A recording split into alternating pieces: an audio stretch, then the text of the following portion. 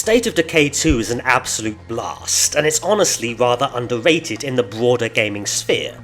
As I said in my little retrospective, you never really know what the game will throw at you despite playing for thousands of hours.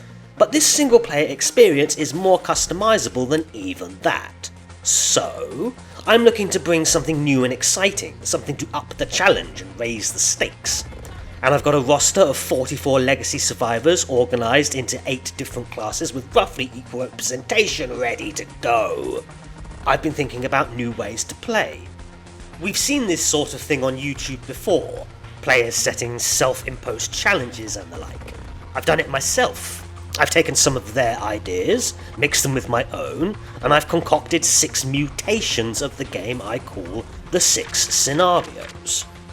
All 6 scenarios have the following rules set in stone. Maybe some of them sound familiar to other players. No special radio traders such as the Independence Pack Trader. No DLC bonuses such as special supply drops or fresh vehicles or the like. No free weapons from the Bounty Broker. I appreciate that. No Red Talon traders, no fresh Red Talon recruits, and no Red Talon building prefabs allowed. None of that. No boons are allowed at the start of the game, especially amenities, which is totally busted. No temporary recruiting Enclave members as meat shields for Plague Heart assaults. It's cheap and it's mean. No doing the Trumbull Valley main questline. It involves invincible NPCs that can be exploited. No mechanical exploits such as the News Travels Curveball Influence exploit, the Infinite Parts glitch, putting rucksacks into the inventory, demoting leaders and keeping their special buildings, infinite plague samples, etc. No advanced biochem station or any item that comes from it. They break the game. The run can exploit other elements unless otherwise specified in the scenario-specific rules. This includes Enclave boons and permanent recruitment of members who I'm not allowed to control, the Traders Depot and the Traders Within, and the Sniper Tower via the Builder Leader type. Actually, as I look at all this, I start to worry. This might be a bit too spicy with everything else I have in mind. Yes, my 44 characters are all maxed levels and are fully loaded with great equipment from their last run, but will that be enough? I'm going to add a few benefits. Some scenarios have a difficulty setting, at least for their first run. Those runs won't start on Lethal Zone max constant hard curveballs, and runs with less than 3 starters have Talon contractors going in with them, but they can't be played as or used to accompany. It's just for the load-in and their community skills. 4 of my 6 scenarios involve 3 legacy survivors at the start, and any of them can be played as.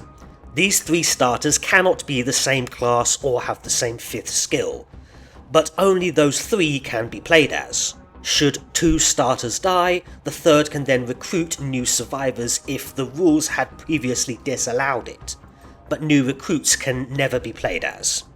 And there are further disadvantages to these 6 scenarios. And with all that out of the way, let's take a closer look at my game modifiers, as enforced by the honour system. Scenario 1, Solo Queue. This should be familiar to most SOD players. Only one legacy survivor, who can never be unselected upon taking the first base, is tasked with completing the run. Since they can never take a break, I hope they find a lot of coffee and medkits. And plague cures. This survivor goes in with 2 Talon contractors, but again, I'm not allowed to play as them under any circumstances. Their random 5th skills can be used passively, but the Talon operatives are just there to load in and watch the star try and survive. Obviously, should the solo runner die, the run is over, and the 2 Talon operatives will pack up and go back to the pool. Should the runner live, they can complete their legacy quest and earn their distinction. I've seen some Elite SOD 2 players even take this so far as no base, but that's a bit, I don't know, impersonal and insane. I might reconsider that way to play, but it's a bit much for me right now. and as you might be able to tell, I'm not that confident for this one as is. So I'm putting a limit on this scenario. The first solo queue run will not start on the Lethal Zone Plus difficulty setting.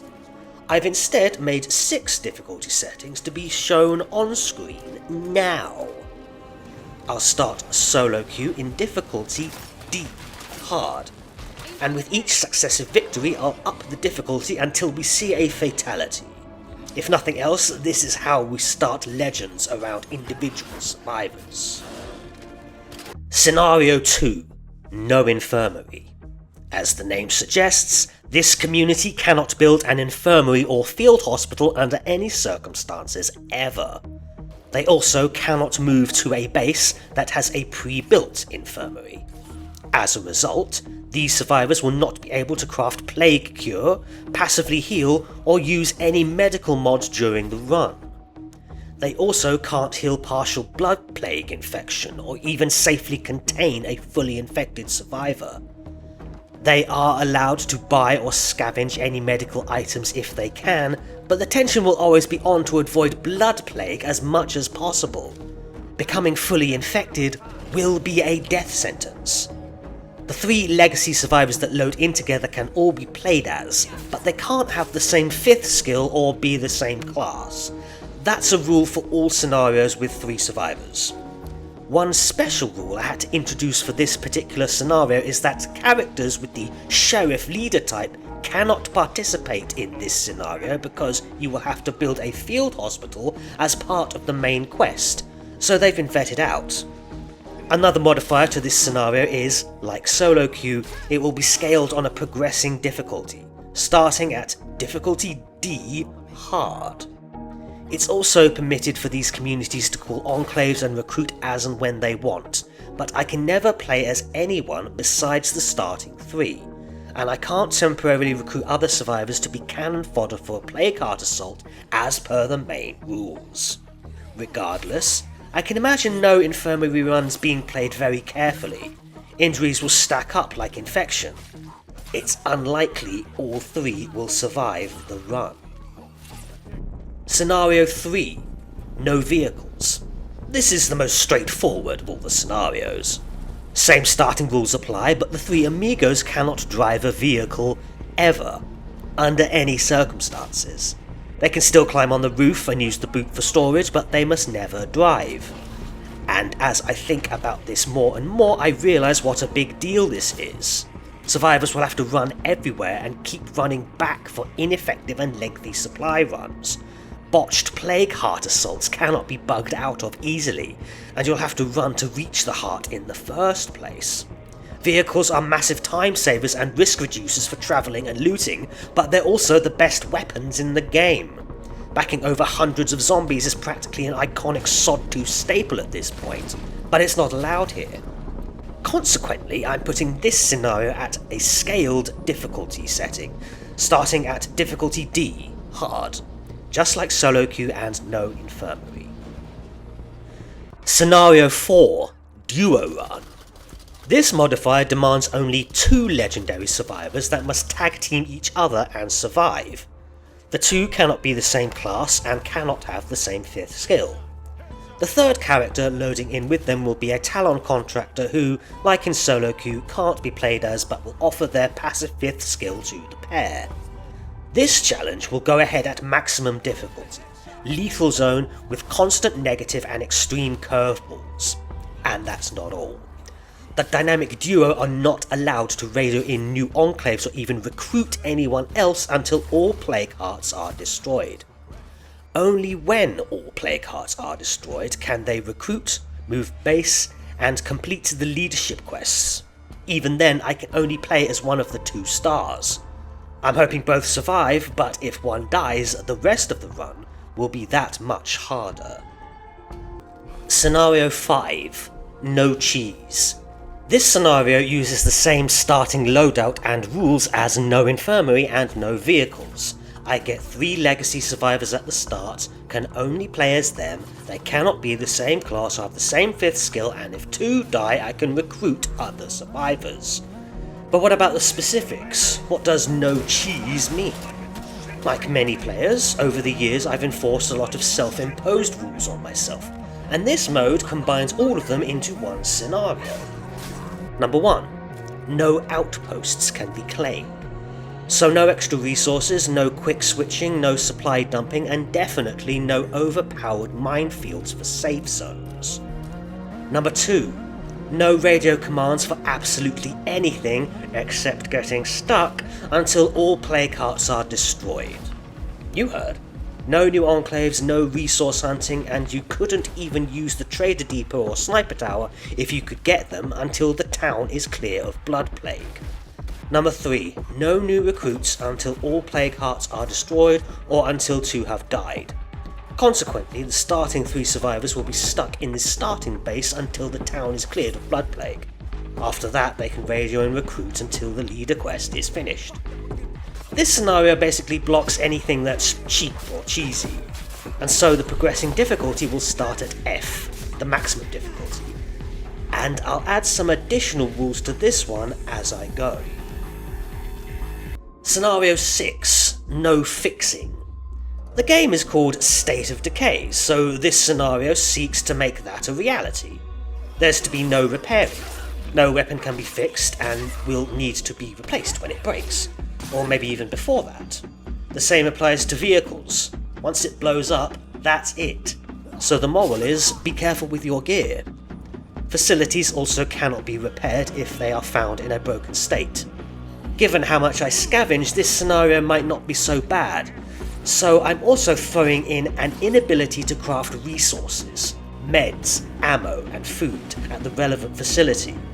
I'm also forbidding this scenario from radioing in enclaves and recruiting unless 2 of the starting trio have died. And the no fixing scenario also starts at difficulty F, the maximum difficulty. These 6 experiments should be challenge enough. I, rather morbidly, cannot wait. But I kind of can. I kind of don't want to. Do you think I'm silly? I'm sure some of you know where I'm going with this. State of Decay 2 is a game that allows the player to write their own narrative, if they are so inclined. So, what story have I written? My 44 have all survived at least 2 lethal zone runs, many of them have survived 3, and they all have their own stories to tell. And I've kept track since my very first victory. The 44 survivors have been randomly assigned to one of these 6 unique game modes, only swapping when certain conditions are violated. I'm going to gamble my entire legacy pool in these scenarios, and I don't know if I have the skills to survive. Many of my survivors predate the curveball mechanic. Hell, a large percent survived before you could even play Trundle Valley in survival, or before you even had 2 gun slots. These are my OG veterans, there are even a few veteran royalty characters still kicking. A gross variant of natural selection happened over the years. The survivors that are still here are typically stronger, but many of them are actually quite average, if I'm being honest. I remember I lost the best character I ever had due to sheer bad luck, but that's another story. Have you ever lost a character you cared about? Do you remember how it made you feel? I'm proud of my whole community. I have an emotional investment in these glorified 1s and 0s. I want all of them to live. But this is the zombie apocalypse. People die. Many already have. I've listed 32 characters that survived at least 1 run to then tragically perish, sometimes in very stupid ways. I'm going to sling my characters back into the grinder, and we'll see who survives the challenge. Again, what survivor plays what is completely random except for the limitations I've laid out. Some might synergize well with the scenario Destiny chose for them. Others are gonna have a bad time. And so I introduce Theatre of Decay by Bad Place Alone, and I guess whatever the hell happens in these runs. It's like a Walking Dead fanfiction, but in the Undead Labs universe. And you've joined in at a later season. And it's a bit shit, because it's written by a weird twat you met online. Like and subscribe, you